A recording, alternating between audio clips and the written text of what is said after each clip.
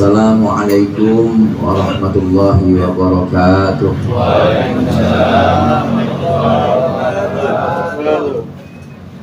Alhamdulillah, alhamdulillahi azza kullu syai'in bi'izzatih wa tawadu'a kullu syai'in bi'azamati wa dhalla kullu syai'in li'izzatih.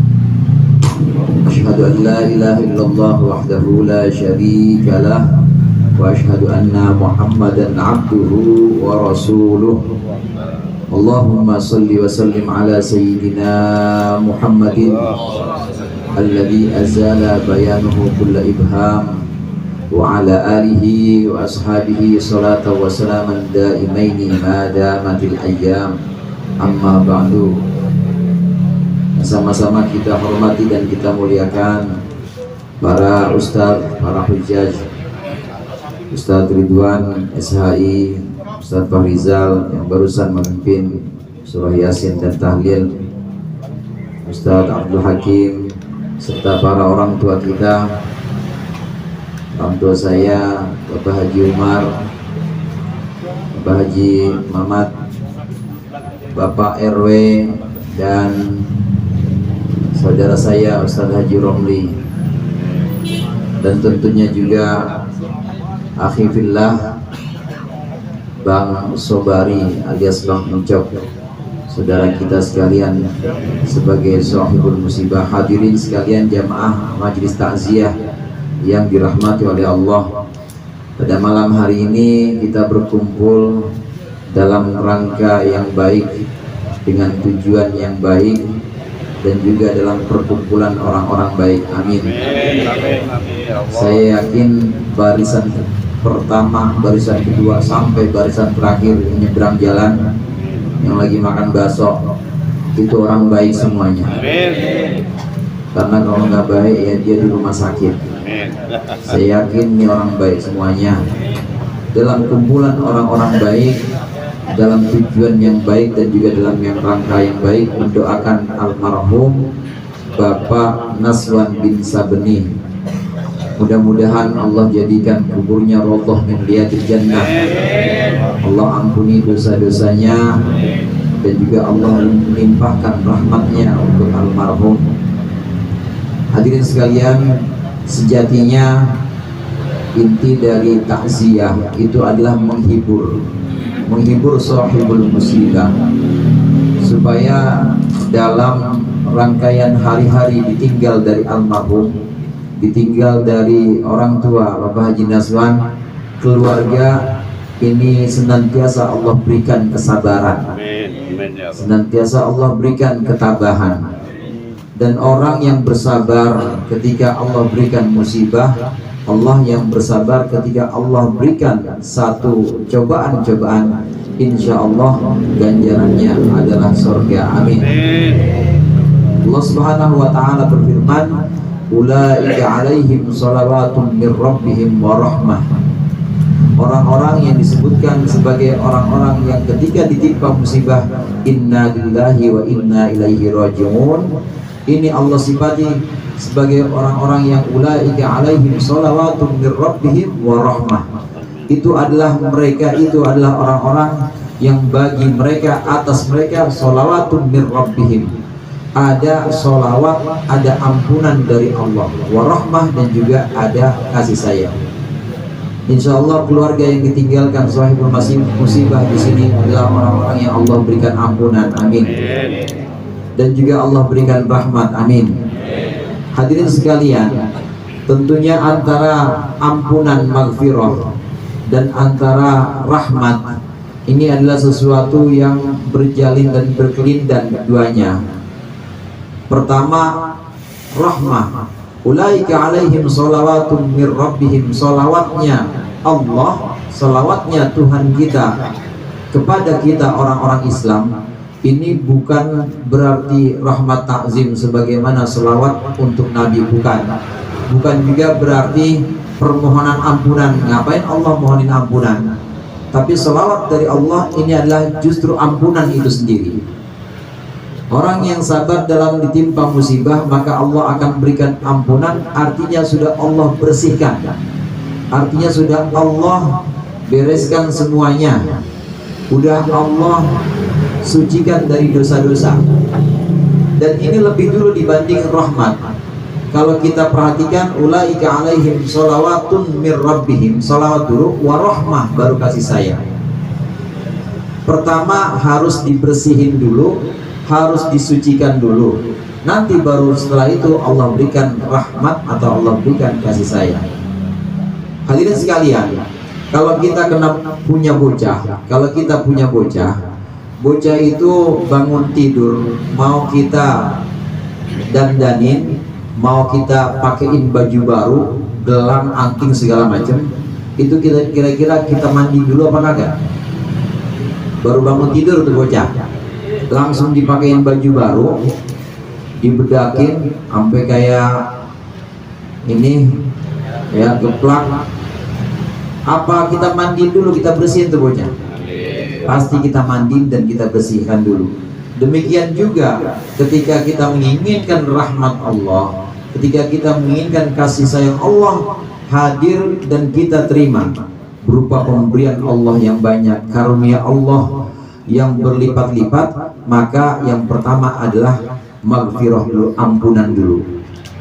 Ampunan lebih dulu, ini dalam rangka membersihkan diri kita. Kayak bocah tadi, kalau udah bersih, udah nggak ada beleknya, udah nggak ada ilernya, baru kita pakein baju, baru kita dandanin, baru kita kasihin minyak wangi. Namanya apa namanya itu? Kolon ya, kolon namanya kolon. Kita kasih minyak wangi, tapi kudu kita bersihin dulu. Nah, rangkaian pembersihan atau maghfirah yang Allah berikan kepada hambanya bisa lewat istighfarnya si hamba, bisa juga lewat musibah-musibah yang Allah timpakan kepada hamba. Insya Allah musibah yang Allah berikan kepada sahibul musibah di sini, ini adalah dalam rangka memberikan maghfirah. Amin nggak Pak? Amin. Nah, setelah Allah berikan maghfirah, baru nanti Allah berikan rahmatnya, baru Allah berikan karunia-karunia Allah, pemberian-pemberian Allah yang berlipat-lipat nanti. Amin ya rabbal alamin. Ini yang pertama yang ingin saya sampaikan, hadirin sekalian. Kemudian yang kedua, mengingat kematian. Rasulullah SAW menyebutkan kafa bil mauti wa'idhan, cukuplah kematian itu sebagai wa'idhan, sebagai sesuatu yang memberikan kita mau'idhah, memberikan kita nasihat. Cukup kematian. Ini kita diundang sini, kira-kira ada gak yang ngebayangin bahwa sebenarnya yang duduk di antara kita ini udah ada yang nyiapin kain kafannya? Udah ada nggak yang ngebayangin begitu? Saya kalau tahlilan biasanya saya bayangin, jangan-jangan waktu saya tahlil ini kain kafan saya udah disiapin. Nah, sejatinya saudara, datangnya kita, hadirnya kita di majlis-majlis takziah semacam ini untuk mengingat bahwasannya kalau malam ini kita mendoakan almarhum Bapak Naswan, maka boleh jadi setelah ini adalah kita yang didoakan, kita yang ditakziah. Betapa banyak orang yang usianya sudah tua renta, udah sakitnya lama, tapi dia nggak meninggal, nggak mati. Tapi orang yang justru sehat, habis olahraga, makanan yang jaga, masih muda, umur 25, tapi ternyata dia mati. Ada nggak yang begitu? Ada. Betapa banyak juga orang yang paginya dia masih mendiami istananya, ternyata sore dia sudah mendiami kuburnya. Betapa banyak seorang pasangan pengantin yang pada waktu itu sedang bersenda gurau, yang pada waktu itu sedang bersuka cita di pelaminannya, tapi sebenarnya malam Lailatul Qadar kemarin itu sudah ditetapkan bahwa dia bakal meninggal antar bulan Desember. Itu yang begitu, itu rahasia Allah. Yang begitu cuma Allah yang tahu. Hadirnya kita di sini cukup untuk kita merenung bahwasannya mungkin saja saat kita mendoakan almarhum, Allah sudah menyiapkan kain kafan untuk kita. Allah sudah menyiapkan takziah jamaah yang bakal datang kepada kita. Karenanya hadirin, kalau kita merenungkan semacam ini, maka imbasnya atau selanjutnya kita harus baik-baik sama tetangga, baik-baik sama kerabat, baik-baik sama saudara-saudara dan kawan-kawan kita. Kalau kita lihat di sini, almarhum Bapak Naswan banyak banget ini yang tahlil. Ini malam ketiga, belum malam ketujuh. Malam ketujuh biasanya banyakan lagi. Entar saya yang doain kayak gini apa enggak? Itu yang kita ambil. Kira-kira kalau saya meninggal, entar ada yang nahlilin saya apa enggak? Itu yang perlu kita renungkan. Kira-kira kalau kagak ada yang nahlilin kita, nggak ada yang mandiin, bisa jalan sendiri kan kita ke kuburan? Kagak ada yang bisa. Perenungan-perenungan seperti ini hanya ada dan hanya datang ketika kita ke majlis-majlis takziah. Kalau kita ke mall atau kalau kita ke Tanah Abang, nggak bakal kita ingat yang beginian. Tapi kalau kita hadir di majlis takziah, apalagi di malam ketika jenazah belum dikebumikan, maka kita akan merenungkan ini. Kalau almarhum ini Allah panggil, maka satu waktu ini bisa Allah memanggil kita, dan itu semuanya rahasia Allah, nggak ada yang tahu. Hadirin sekalian, dari sini perlu kiranya kita mempersiapkan apa yang hendak kita bawa ke dalam kubur kita nanti. Ada satu makalah menyebutkan, tuba, beruntunglah, sangat besar keberuntungannya untuk orang-orang yang membangun kuburnya sebelum dia masuk ke dalam kubur. Beruntung, kebaikan yang sangat banyak untuk orang yang mempersiapkan, untuk orang yang mempersiapkan apa yang dia bawa untuk nanti di dalam kubur.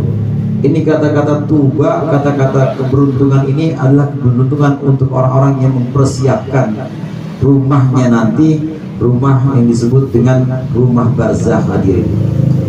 Karena jamaah tahlil nggak ada yang mau ikut ke kuburan, nggak ada yang mau, minimal sampai muruk. Saya yakin kemarin nggak ada yang mau ikut dalam kan ya, Bang Cep ngazanin doang. Itu juga pakai badal katanya, yang ngazanin bukan dia. Ini nggak ada yang mau ikut ke kubur, pasti nggak ada yang mau ikut ke kubur. Lantas siapa yang mengikut ke kubur kita? Yang mengikut ke kubur kita nanti hanyalah amalan-amalan kita, sholat kita nanti ngikut di sana. Kemudian bacaan Quran kita nanti ikut ke sana. Dan ini bisa kita persiapkan dari sekarang. Kita yang hari ini, yang malam ini baca Al-Quran dan kita niatkan itu sebagai penenang di kubur, maka di sana sudah ada persiapan. Nanti di kubur kita paling enggak itu kalau baca Al-Quran paling enggak udah ada instalasi listriknya. Dan terang lah tuh. Jadi kabel-kabelnya udah disiapin. Buat apa? Buat terang kuburan kita baca Al-Quran.